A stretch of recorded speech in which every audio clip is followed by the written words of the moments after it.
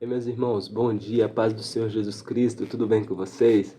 Diácono André, mais uma vez, mais um momento presente aqui com os irmãos para poder trazer aquilo que o Senhor colocou no meu coração, colocou no nosso coração de poder estar continuando com este propósito de ler um texto bíblico a cada dia. E como os irmãos já sabem, se Deus quiser nos abençoar com uma palavra, no final Ele vai nos abençoar, tá? Sem perder muito tempo, hoje nós vamos meditar em um texto, tá? Hoje a gente vai meditar em um texto lá em Lucas, capítulo 3. Capítulo 3, a gente vai pegar o primeiro texto, que vai até o verso 20, e depois a gente vai pegar metade do próximo texto, que vai até o capítulo 23, tá? Vai até o 23.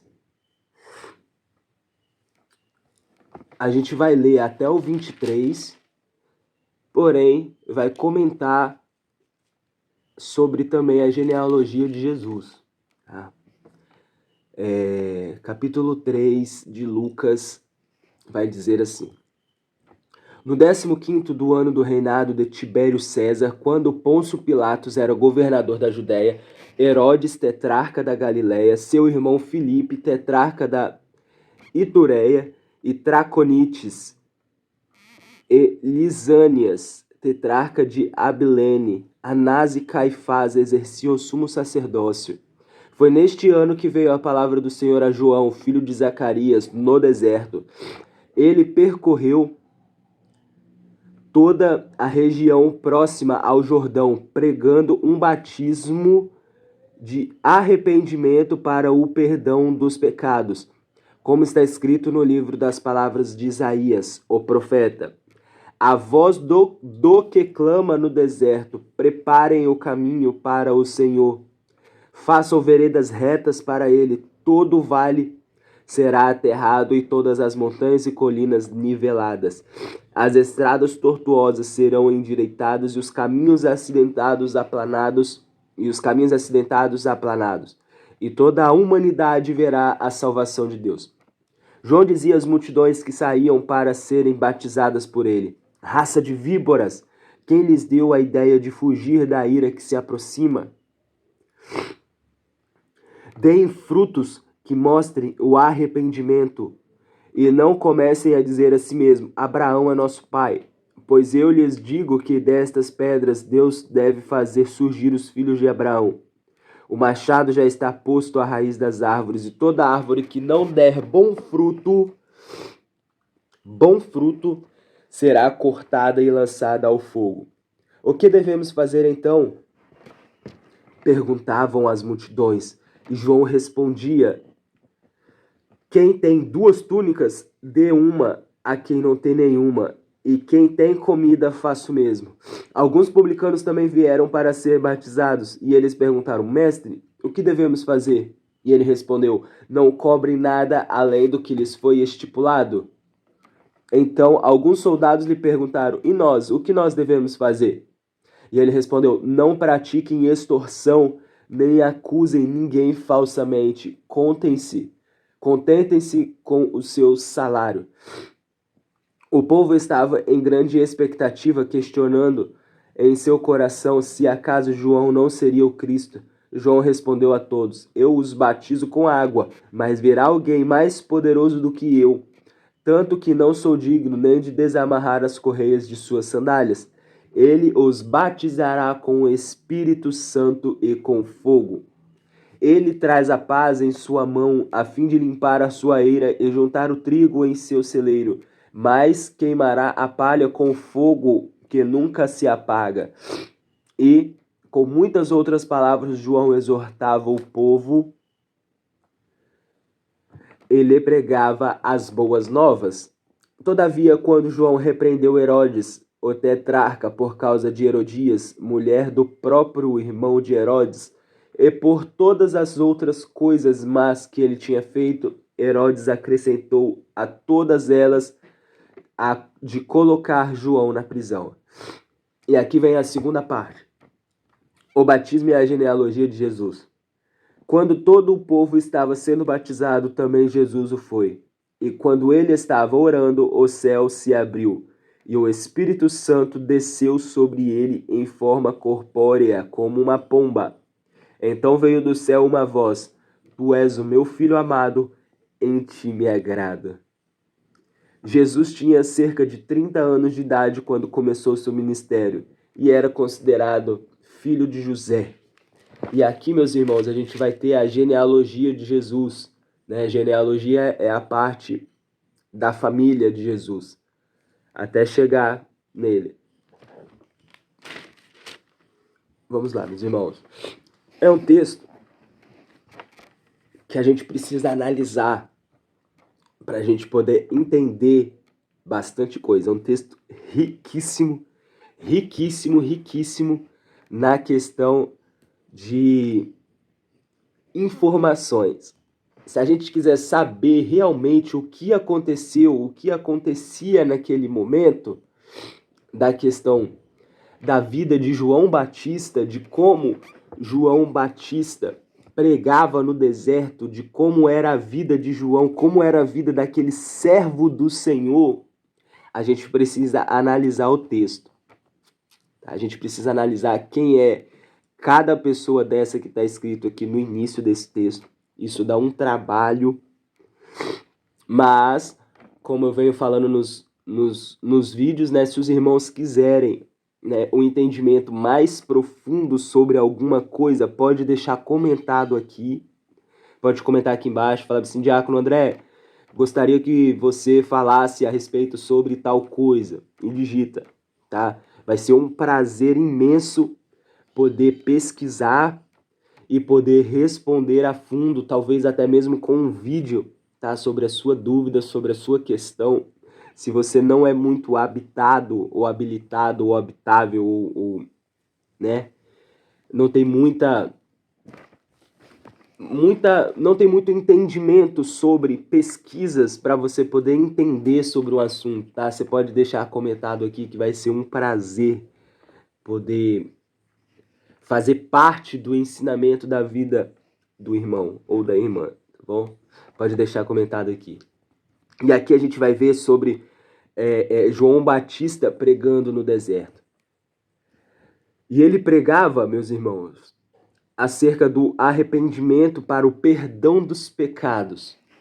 Ele batizava, ou seja, descia as águas batismais como arrependimento dos seus pecados, tá?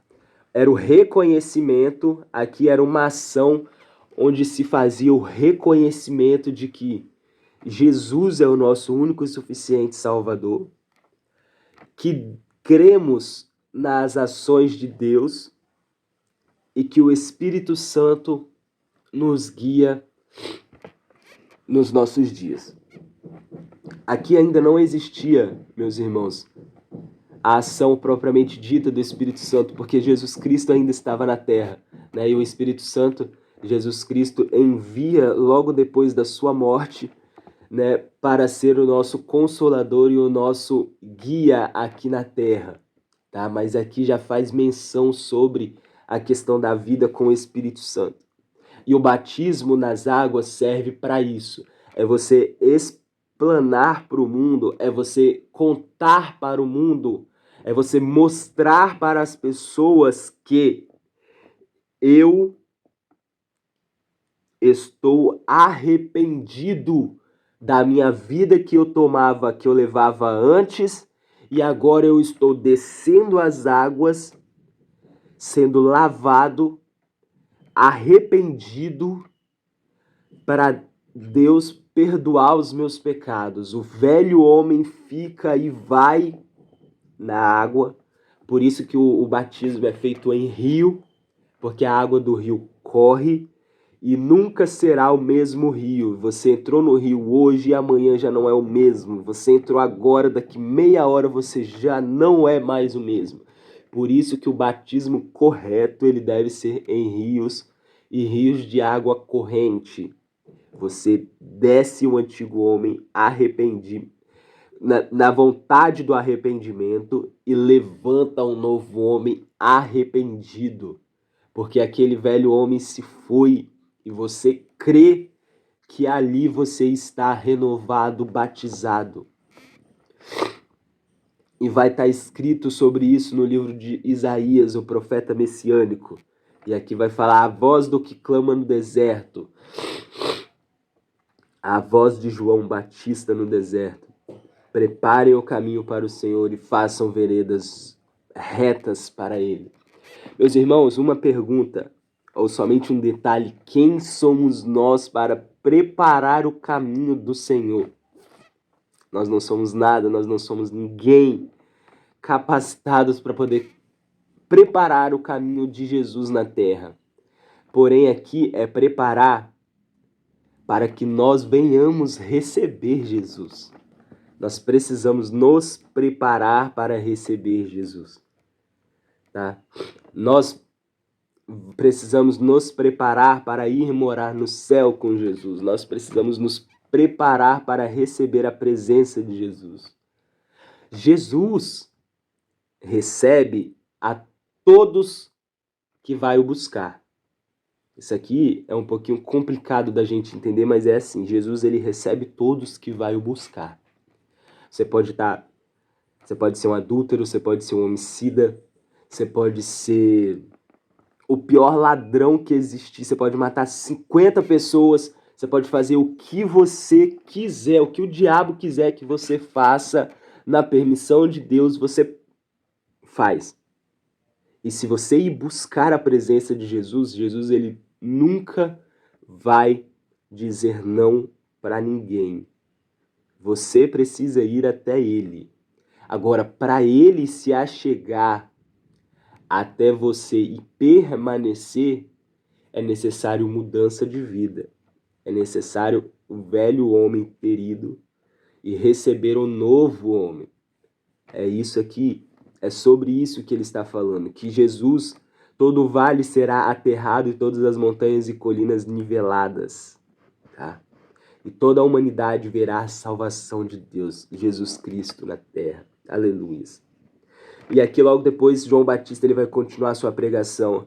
Deem frutos que mostrem o arrependimento. Você vai dar frutos, mas não é qualquer fruto. Você vai dar fruto, mas não é qualquer coisa. São frutos que mostram o seu arrependimento das coisas e da vida que você levava antes. Deem frutos que mostrem o arrependimento. E não comecem a dizer a si mesmo: Abraão é nosso pai. O machado já está posto à raiz das árvores, e toda árvore que não der bom fruto será cortada e lançada ao fogo. Dê fruto, mas não é qualquer um, tem que ser bom. Não adianta um fruto mais ou menos. Não adianta um fruto mirrado. Não adianta um fruto pela metade, um fruto defeituoso. Não adianta qualquer fruto, tem que ser um fruto bom. E tem que mostrar o seu arrependimento. O que devemos fazer? Perguntavam as multidões. E aqui começa uma coisa muito bonita, meus irmãos. A cada um existia um tipo de mudança diferente. Olha, pega essa, meu irmão, pega essa, minha irmã. Pega essa. Todas as pessoas que iam até João Batista, querendo saber o que era necessário para elas fazerem, o que era necessário para elas mudarem, nenhuma delas recebia a mesma resposta. Tá? Ou seja, a mudança ela é pessoal. Você muda conforme você age. Eu mudo conforme as minhas ações. E aqui vai dizer assim: alguns publicanos perguntavam o que eles deviam fazer. E a resposta de João Batista para os publicanos era: não cobre nada além do que lhe foi estipulado.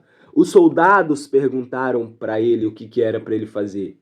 E ele respondeu: não pratiquem extorsão, nem acuse ninguém de forma falsa. A cada pessoa que ia perguntar o que era necessário fazer era uma resposta diferente. Você é único, varão. Você é única, varoa. Tá? Meu irmão, que você que quer seguir Jesus Cristo, você que quer estar nos caminhos, você precisa mudar aquilo que está errado na sua vida. Tá? Temos sim um padrão a seguir, temos sim um padrão para servir ao Senhor. Tá? A Bíblia nos mostra este padrão, porém, a regra, tem regra, tá, varão? A regra para uma pessoa que era homicida é uma, porque ela matava, ela tinha o gosto, ela gostava daquilo de matar. A regra para um ladrão é outra. A regra para um adúltero é outra. A regra para cada pecador, para cada pecado é uma mudança diferente. É difícil de aceitar esta verdade, mas é uma verdade que está sendo escrita e explicada aqui no texto de João Batista pregando no deserto. Ele não dava a mesma resposta para todo mundo. Logicamente que a resposta dava para o mesmo fim, para o mesmo alvo, arrependimento dos seus pecados e dar bons frutos que mostrem esse arrependimento. Todos os caminhos levam a este ponto para aceitar Jesus como o único suficiente Salvador e termos a oportunidade de morar no céu. Só que a cada um era necessário um tipo de mudança diferente. Mas todos os caminhos levavam ao mesmo fim, arrependimento dos pecados.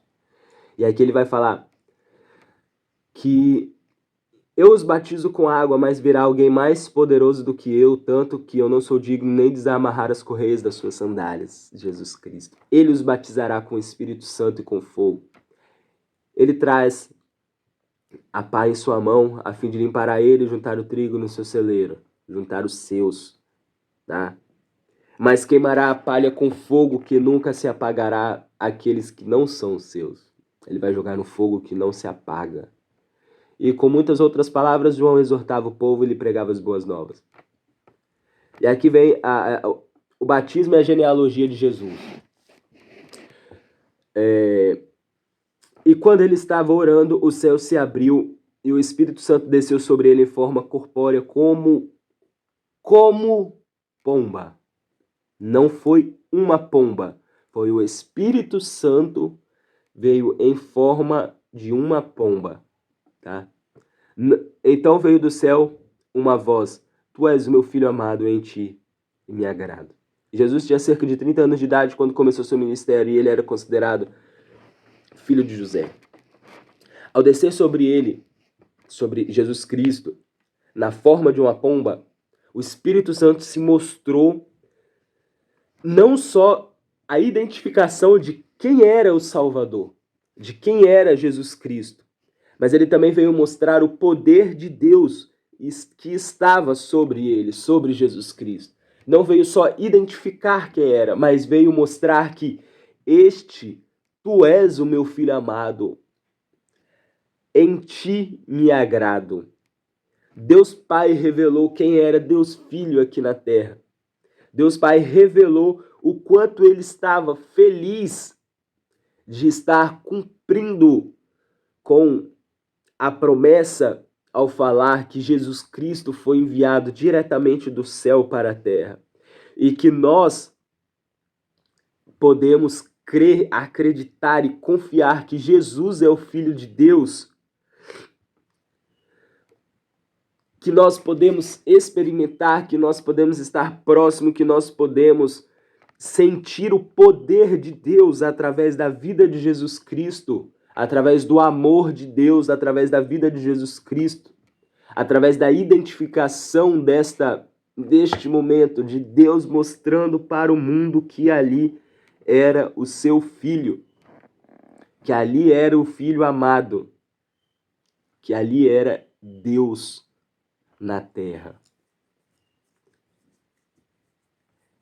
Na parte 23, Jesus tinha cerca de 30 anos de idade quando começou seu ministério e ele era considerado filho de José.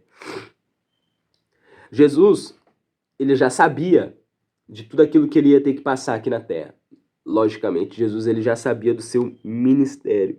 Ele já sabia, desde quando ele era criança, desde quando ele era jovem, que quando ele ia virar adulto, ele iria sofrer tudo aquilo que ele sofreu. Jesus sabia. Jesus sabia. E mesmo assim, ele foi... mesmo assim...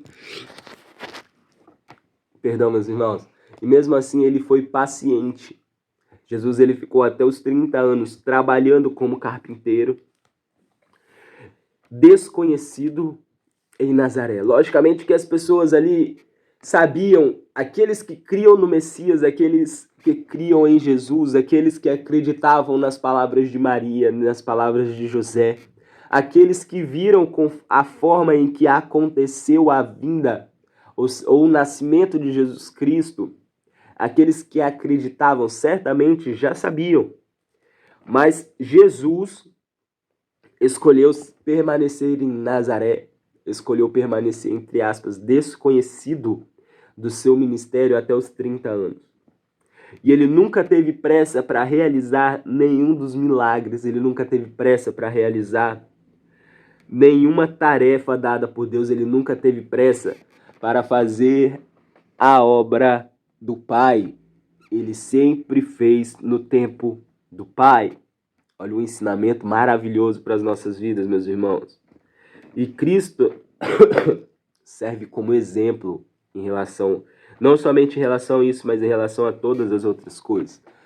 Ele serve como exemplo que é necessário que nós tenhamos paciência para cumprir com o nosso ministério, para cumprir com aquilo que Deus nos prometeu, para cumprir com aquilo que nós temos que fazer. Nós temos que ter paciência e confiar no tempo do Senhor. Nós temos que ter paciência e confiar, porque se Deus falou que vai fazer, Ele vai fazer. Jesus demorou 30 anos. E a gente tem que aprender alguma coisa em relação a este tempo de preparo, a este tempo de paciência, a este tempo de confiança, meu irmão. Acalma o seu coração e confia. Meus irmãos, esse texto é extremamente extenso, é extremamente minucioso para a gente falar. Tem muita, mas muita coisa para tratar sobre esse texto e o tempo está ficando longo. Então, eu creio que o Senhor vai nos dar uma outra oportunidade para poder falar um pouquinho mais sobre isso. Mas até que o Senhor me trouxe para falar um pouquinho sobre a parte de João Batista no deserto, só uma introdução, só uma ideia rápida, tá bom? Que Deus nos abençoe, que Deus esteja mais uma vez comigo e com você e com toda a sua família, tá bom? Vamos orar e agradecer ao Senhor pela oportunidade deste tempo, tá? Senhor Deus e Pai, mais um momento, Deus, eleva minha voz de oração, Senhor. Quero te agradecer, Deus, a oportunidade, Pai, que o Senhor nos concede, Deus, de poder estar presentes, aprendendo um pouquinho mais sobre as coisas que o Senhor deixou registrado, meu Pai, no livro sagrado, na nossa Bíblia, Deus. Pai, que o Senhor, meu Deus, venha abençoar, meu Pai, cada um que está vendo este vídeo agora, neste momento, toda a sua família, Deus. Que o Senhor venha abençoar a minha casa, minha família, minha esposa, meus filhos, o meu ministério. Pai, o ministério, meu Deus, de cada um, Pai, que está presente aqui agora neste momento, Deus, que o Senhor venha agir de forma poderosa na vida de cada um de nós, Pai. É o que eu te peço e te agradeço em nome de Jesus. Amém. A paz do Senhor, varão.